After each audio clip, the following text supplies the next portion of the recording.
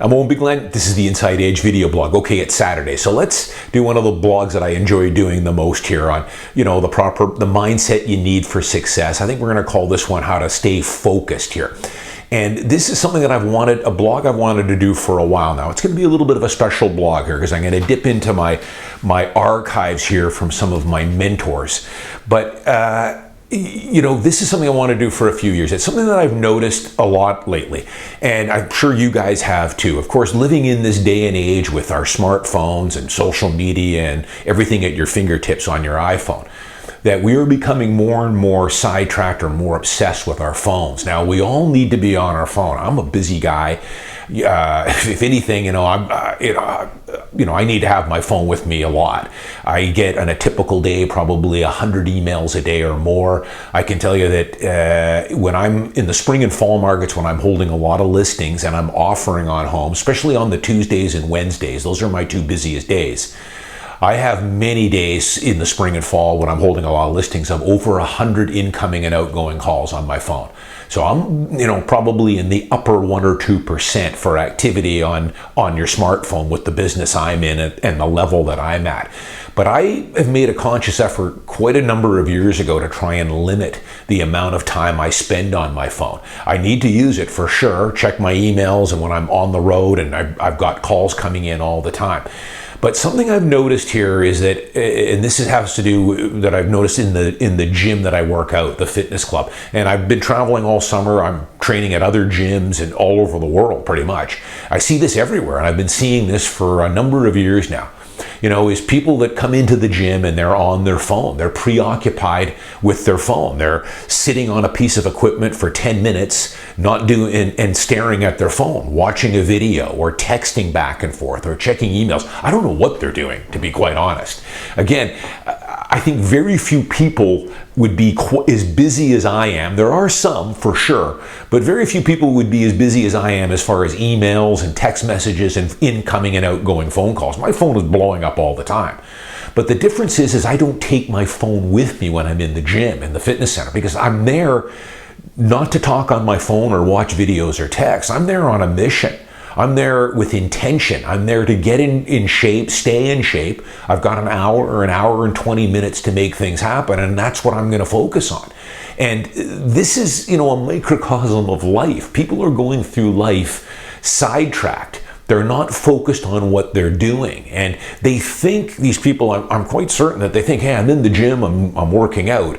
But you're not. You're fooling yourself. You need someone like me, someone who's observing as a second person, to notice that you're not doing anything. You're sitting on this equipment for 15 minutes and have done one set. And the set that you're doing is not a focused set. So this is the way a lot of people go through life. They're not focused. They're not compartmentalizing. So when I go into the club, when I'm with my trainer, my phone stays in the locker. When I'm not with my trainer, depending on what I'm doing, if it's cardio or resistance training, I'll bring my phone with me, but it's strictly just for my Spotify music. And I will rarely ever pick up my phone or look at it. I keep it in my side bin here in the floor of the gym. I may need to go have a quick look at it to change up my playlist or something for 10 seconds. But I would never take my phone onto a piece of equipment or while I'm exercising, and you guys shouldn't either. So it got me thinking here. I know I don't give you guys a lot of personal stuff with me. I get people that'll say, hey, Owen, why don't you do a travel video of your lifestyle and things like that? I won't. It's not what I'm all about. What I will tell you guys is, as I've often said here, I'm a minimalist. I live below my means. Yeah, I have a nice house. I drive a nice car, and I'm fortunate enough I can take some nice vacations. But, I'm not, I live well below my means. I'm happy. Material things, don't necessarily make me happy. They don't. But, I dug through, a lot of you guys know, I've told you I've had a lot of incredible mentors over the years, incredibly successful people in Wall Street, in real estate, both in Canada and the United States. So I've been fortunate enough to meet a number of really high level people. One of them was a very good friend of mine in New York. I would say he unfortunately died a couple of years ago, probably pretty close to billionaire status with a B. He was a tech founder, later got into equity investing, huge into real estate, owned homes in New York City, Boston, Los Angeles, Miami. A really successful guy. I was fortunate enough to connect with him. This is 20 years ago when I first met him. I had a friend in the fitness business that I was introduced to him. This guy wanted to get into shape, work on his diet, start training. And as you guys know, I've always been into physical fitness. I competed in bodybuilding. I got into fitness business, covers of fitness magazines throughout the years and all that good stuff. So I gave the opportunity. I'm not a personal trainer, but it was an incredible opportunity for me to meet this guy and rub shoulders with this guy in exchange for me helping him get into shape, put a workout and diet regimen together for him. So I never collected any money from this, nor did I want any. I would say I got several $1 million worth of advice and information during the 11 years or so that I was, friends with him and would see him periodically in New York. But when I was a young guy, and I still do it a little bit, not as much as I used to, I used to have these journal books. And I would keep notes from things I would read or people I would meet and ask questions. I would never sit at a table and write as they were talking to me.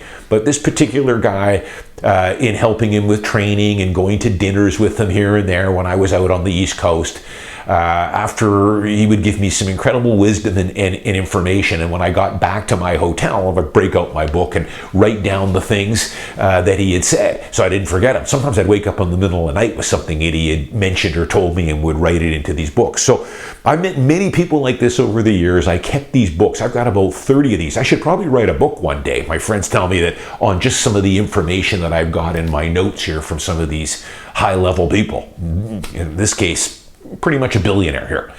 So this being distracted, compartmentalizing things, this is something that he taught me, fortunately, at a pretty early stage. This is over 20 years ago that I he gave me this info. This book is from 2001 is when I made these entries in here. I've got them all time stamped here. Before smartphones, so less distractions then than there was now. But I think this is something that everyone can work on. This is something that I worked on a lot over the next 5 years after he told me this. And it's about compartmentalizing things. When you're focused on work, whether that's reading a book or in a class or working out in the gym, that's what you're there to focus on. You're not on your smartphone. You're not thinking about problem A or problem B while you're working on problem C. So I went in and I took down, wanted to go through some of the notes here that he told me that I'm going to translate to you guys. So he told me, and this was very early, he said, because I was asking him all kinds of inquisitive questions, but essentially he told me this. People with far less, so education-wise, whatever, can succeed on a much larger scale because of two main things. And he used to pound this home to me over and over and over again. And it was something that I took and started developing and working on.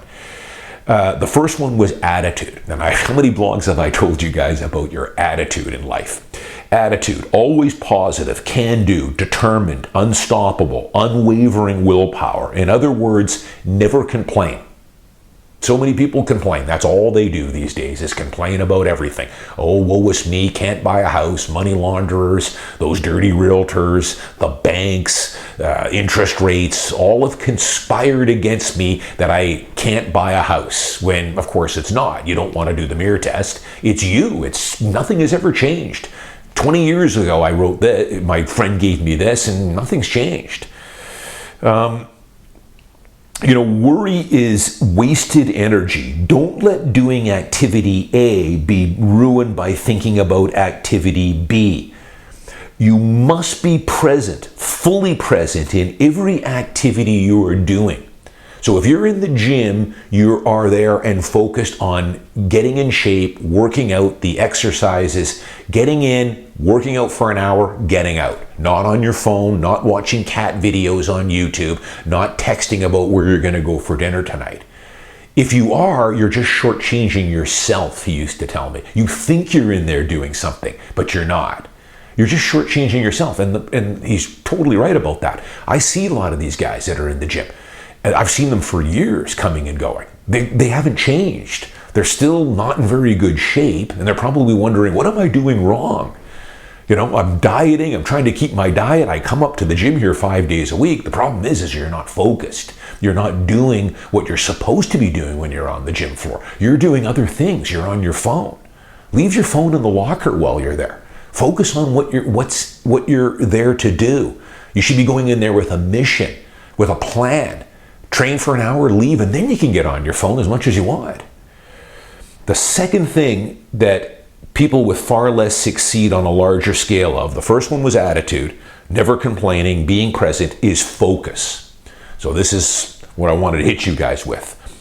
Do your work with 200% focus and passion. When it's time to work, block out everything else. Do it better than anyone else by loving it and needing it more. So he also went on, you must be fully present in every activity you're doing. Otherwise, it simply becomes a means to an end. Enthusiasm, he told me. Enthusiasm from the word enthusiasin. I think it was a German word. And it means to be possessed by a god. Enjoyment of what you are doing combined with the goal or vision you work towards becomes enthusiasm.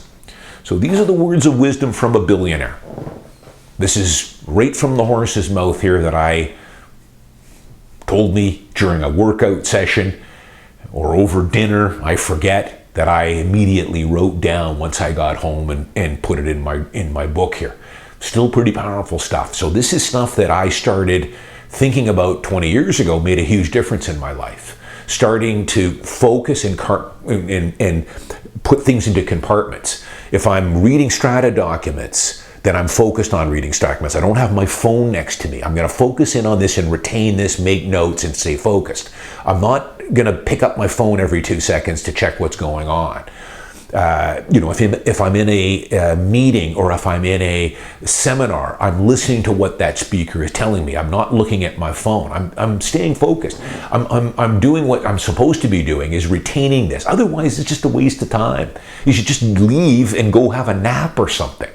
And you see this again, where you really see this and where I've noticed this the last couple of years is at the fitness center or at your local gym. People on the phone, distracted. They're not making any progress or any gains because they're not focused. They don't have any enthusiasm towards what they're doing. So this is 100% spot on. You need to be enthusiastic about what you're doing. If you're in a job right now and you're not enthusiastic about it, then it's going to be really tough to have much success in that. And I know a lot of people are doing that. They get up for a career or a job they dread and hate. Quit it. And get into something you do have a passion for and you have enthusiasm for. Because as he says,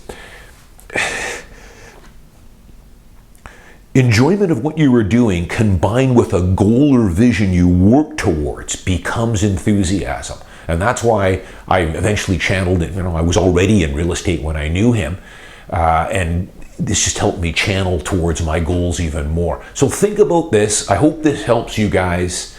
Maybe I'll do more of these down the road because I've got all kinds of these books, not just from this particular guy. I've got, other books I've made notes of from other mentors that I've had over the years.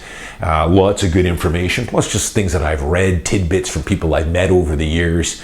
I still keep one of these books. I still have one in my briefcase that I keep. I don't do as much of it as I used to, but in my first 15, 20 years as a young guy, I had these books everywhere.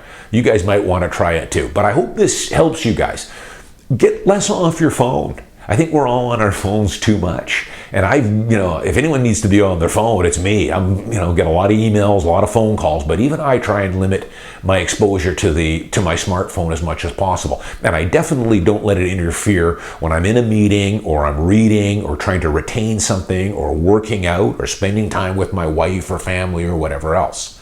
Don't let activity A interfere with activity B, because otherwise it's just wasted time. You're not getting anything out of what you think you are, which might be trying to work out and get in shape. You're not. You're just distracted. I'm Owen Bigland.